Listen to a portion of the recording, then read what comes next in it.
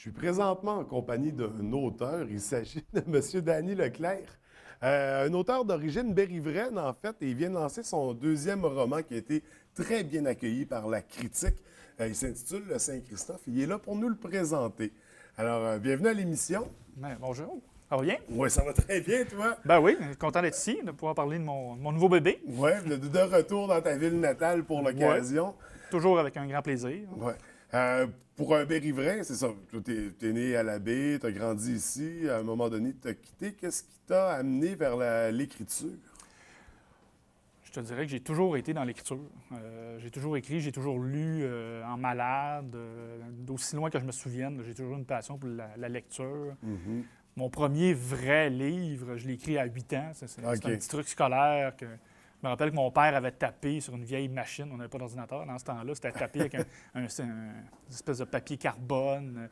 Il avait tout copié sur un espèce de petit conte pour enfants que l'école avait ensuite photocopié en une cinquantaine de copies, une centaine de copies peut-être. Ah, wow! C'est déjà à 8 ans, tu sais, j'avais cette passion-là. Puis je rêvais grand, je rêvais de gagner le Nobel, là. Mhm. The sky's the limit.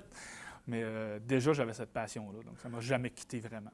Mais rêver de gagner un prix Nobel, c'est ton deuxième roman, puis déjà, le succès est incroyable. Là, Ben, on l'espère toujours un peu, mais on ne sait jamais à quoi vraiment s'attendre quand on écrit ça. On l'écrit tout seul chez soi, puis on espère que ça marche. Parce que toujours, on parle de rêve. Déjà, de terminer un roman, c'est déjà un rêve en Ouais. soi. C'est-à-dire de réussir à écrire une histoire qui se tient en 300 pages. Déjà, quand tu le fais, tu dis « Wow, j'ai accompli quelque chose qui est quand même pas si fréquent que ça. Puis ensuite, de trouver un éditeur qui accepte de le publier, qui a confiance en toi, qui croit dans ce produit-là, parce que c'est quand même un produit, un livre, Mhm. qui partage ta passion, qui partage ton désir de le faire connaître aux autres. Ça, c'est un autre beau rêve. Donc, Fait que c'est des démarches quand même complexes, finalement. oui, assez complexe. Bon, on l'oublie souvent, mais en littérature, les éditeurs, chaque année, des gros éditeurs comme Québec-Amérique peuvent recevoir plusieurs milliers de manuscrits par Ouais. année. Ils s'en publient peut-être 2-3 % là-dedans. Fait que déjà, de passer à travers ces mailles-là, C'est d'être déjà une reconnu, victoire, c'est déjà là. une grosse victoire. Ouais. Moi, peu importe les auteurs, que ce soit du jeunesse, du roman historique, tous les auteurs qui ont un livre publié, pour moi, j'ai une grande estime pour ces gens-là, parce qu'il y a une valeur quand même reconnue à ce travail-là. Si on parle de ton deuxième livre, Le Saint-Christophe, de quoi ça parle exactement, l'histoire? Ben, c'est un roman d'apprentissage, c'est un roman dont l'amorce est autobiographique, parce que c'est un jeune qui vit au Saguenay, qui va devoir s'exiler pour ses études universitaires, qui va partir à Montréal. Et par la suite, ben, il y a 18-20 ans au début du roman. Le roman dure 4 ans, c'est au début des années 90. Mhm. Et là, bon, il s'en va à l'université, va en appartement avec sa blonde.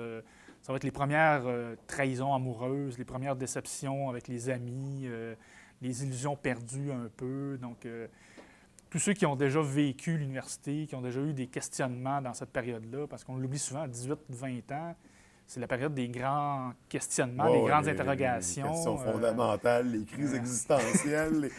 J'enseigne au cégep, puis je les vois, moi, tous les jours, quand ils choisissent en quoi ils s'en vont à Ouais. l'université. Ils doivent faire des choix, dire qu'est-ce que je vais faire plus tard, qu'est-ce que je veux faire, qu'est-ce que je suis, qu'est-ce que je veux être. C'est pas toujours évident. Puis donc, le personnage principal du Saint-Christophe s'appelle Christian Gingras, puis il est devant ces choix-là. Donc, est-ce qu'il est en amour vraiment? Est-ce que ses amis, est-ce que ce sont des vrais amis? Ses choix de carrière, est-ce que c'est des choix qu'il a fait consciemment ou est-ce qu'il s'est laissé porter par le vent un peu? Donc, il y a beaucoup, beaucoup de questionnements, de quête d'identité dans ce roman. Et est-ce que ce Christian-là, c'est une métaphore de Danny Leclerc ou c'est inspiré d'eux? Ben, il emprunte certains traits, sans doute, parce que c'est un étudiant en littérature, donc il y a certains traits comme ça qu'on peut reconnaître. C'est inspiré de ton parcours, finalement. Oui, c'est inspiré de mon parcours, mais évidemment, les événements sont grossis, exagérés, Romancé pour moi. romancés. J'ai pas vécu tout ce qu'il y a dans le roman. Puis c'est un peu aussi une espèce de jeu avec mes lecteurs qui me connaissent, parce que c'est toujours très drôle. Les gens qui me connaissent lisent ça, ils disent est-ce que c'est arrivé pour vrai? Est-ce que OK. c'est. Fait Là, que tes connaissances te reconnaissent au travers quand Oui, même. puis en même temps, je m'amuse avec eux, parce que je me dis Puis d'une certaine façon, je me souviens même pas moi-même, parce que c'est des événements qui datent de quand même 20 ans. Ouais. Je les raconte avec ma mémoire, mais il y a des trucs des fois que j'ai oubliés, que j'ai adapté un peu. Puis j'imagine, en étant enseignant au cégep, c'est inspiré aussi de ceux à qui tu enseignes. Donc, Ouais, j'ai piqué certaines idées, certains événements que mes étudiants ont peut-être vécu, parce que c'est pas des vies faciles. Hein, quand à 18-20 ans, tu as plein de trucs qui t'arrivent, qui déboulent. Je sais pas, tu t'en vas en appartement, tu n'as jamais fait d'épicerie. On dirait que les gens oublient ces difficultés. Ah, aussi, les gens, puis ça fait, ils sont sur le party. Oui, mais ils ont vécu des choses aussi. Ah oui, ils n'ont pas une vie facile. Ouais.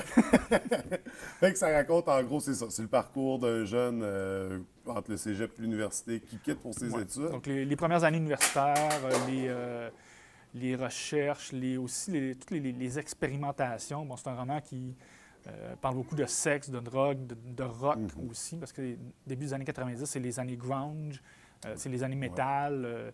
Il y a beaucoup de musique, donc Guns N' Roses, Metallica, Nirvana. Je parle entre autres du suicide de Cobain. Fait qu'on c'est un voyage dans le temps en même temps. On plonge dans les années 90. C'est sûr que tous ceux qui avaient 20 ans dans les années 90 vont se reconnaître dans ce roman-là, qu'ils soient allés à l'université ou pas. Il y a toute une partie de la jeunesse, justement, de l'apprentissage de la vie d'adulte.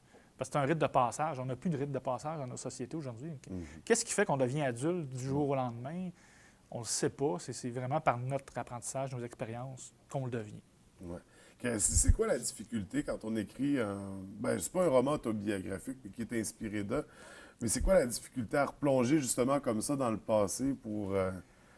Je ne dirais pas que c'est une difficulté, moi, c'est plus un plaisir. Okay. C'est de réinventer, justement. Puis comme c'est pas un truc historique, j'ai pas à me soucier de la véracité historique. Avec ta carte blanche, finalement. Ouais, parce qu'il y a des événements, je parlais tantôt de la mort de Kurt Cobain, je parle aussi, c'est 91 à 94, je parle des émeutes de la Coupe Stanley, je parle aussi des émeutes du Stade olympique quand il y a eu le spectacle avorté de Guns N' Roses et Metallica.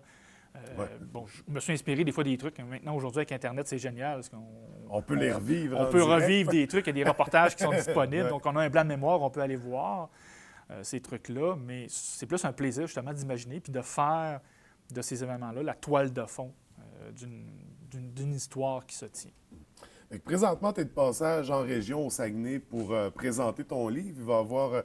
Les gens vont avoir l'occasion de te rencontrer. Oui.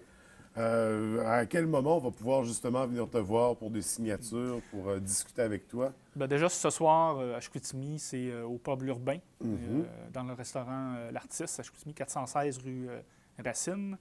Je vais être là, moi, dès 5 heures, donc formule 5 à 7 un peu peut-être allongée, où je vais être là. Les livres vont être disponibles. J'ai un prix de lancement à 20 pour le livre, toute taxe incluse. Je fais des dédicaces, évidemment, pour ceux qui le désirent. Donc, j'attends tout le monde. J'ai ma famille, mes amis, mais toute la population baie-riveraine est invitée également. Et je vais être aussi, samedi, je m'en vais là, dans le coin du Lac-Saint-Jean à Alma, à la librairie Harvey, où là, ça va être sur l'heure du midi, donc de 10h30 à 13h, où je vais accueillir la population janoise, leur présenter mon beau bébé. Oui, présenter ton deuxième livre. Oui. À quand le troisième? Ça me prend à peu près 5 ans en moyenne. Okay. Les deux premiers m'ont pris 5 ans. Le troisième, j'ai commencé à y travailler. Je suis en congé cette session-ci. J'ai pris une sabbatique pour faire la promotion du roman, pour commencer aussi le troisième. Et le troisième, vraiment, c'est un roman qui va s'intéresser à la région parce que le titre de travail, c'est « Le royaume de papier ». Et je vais parler de la fermeture de la console à la baie, voir comment ça va affecter les gens. C'est que la région t'inspire encore. Oui, parce que même dans le Saint-Christophe, je pense, c'est un roman urbain, ça se passe à Montréal. Mais ça commence ici. Mais ça commence ici, puis le jeune va revenir aussi aux sources à un moment donné, va revenir voir sa famille. Son grand-père meurt à un moment donné, puis il va faire une espèce de pèlerinage également, puis il va venir parler à sa grand-mère, qui va lui donner à ce moment-là une médaille de Saint-Christophe, qui est une espèce de métaphore qui est présente dans tout le roman. Donc, il revient aux sources, parce qu'il ne sait plus qui il est, il ne sait plus qu'est-ce qu'il veut être, est-ce qu'il a pris la bonne décision. Est-ce que ton premier roman, dont on n'a pas vraiment parlé, peut-être tu peux nous le présenter rapidement? Bien, le premier roman, c'est complètement différent. C'est un trailer plus politique, où c'est un personnage qui s'appelle Roman, qui est un mercenaire qui vient d'Europe, qui, là, c'est un parfait dégueulasse. Il pose des bombes, il tue des femmes, des enfants, au nom d'une cause, en autant qu'on le paye. En autant que ça touche la notion de liberté. Donc, lui, il vient au Québec, évidemment, et là, des nationalistes le payent pour faire des attentats. Ça devient chaud, il faut qu'il se cache. Il va se cacher dans un petit village qui s'appelle Saint-Alexis. Donc, on voit un peu le parallèle avec Grande-Bay. Originaire de Grande-Bay, c'est... Exactement. Il y a toujours le lien qui se... Donc, on ne reconnaît pas vraiment Grande-Bay, ce n'est pas les mêmes lieux, mais bon, c'est la mentalité, c'est un petit village, tous les gens se connaissent. Et là, il va se joindre à cette population-là et les gens vont apprendre à l'aimer. Donc, c'est un terroriste, mais on va découvrir qu'il y a des amis, il va se faire une blonde. Et dans la vie de tous les jours, il est parfaitement sympathique. Et là, le trailer, le suspense, c'est de dire, est-ce qu'il va rester gentil ou est-ce que le mal va refaire surface?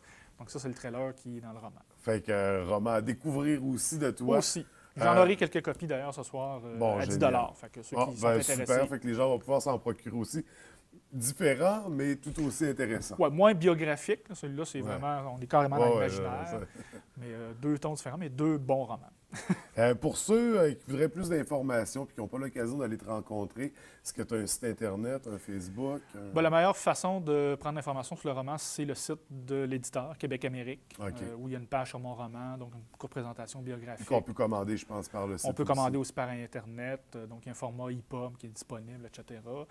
Sinon, il y a Facebook aussi, où je suis très actif. Donc, les fans qui veulent te dire « Ah, c'était génial ton roman! » Oui, tout à fait. On peut venir, j'accepte tout le monde. J'ai des catégories, donc je peux facilement accepter les gens et j'attends les commentaires des lecteurs avec impatience. Parce que la famille, les amis, les premiers commentaires sont très, très bons. J'ai hâte de voir des commentaires de gens que je connais moins. Bon, une première critique sur Internet qui était excellente, dont je suis très, très fier.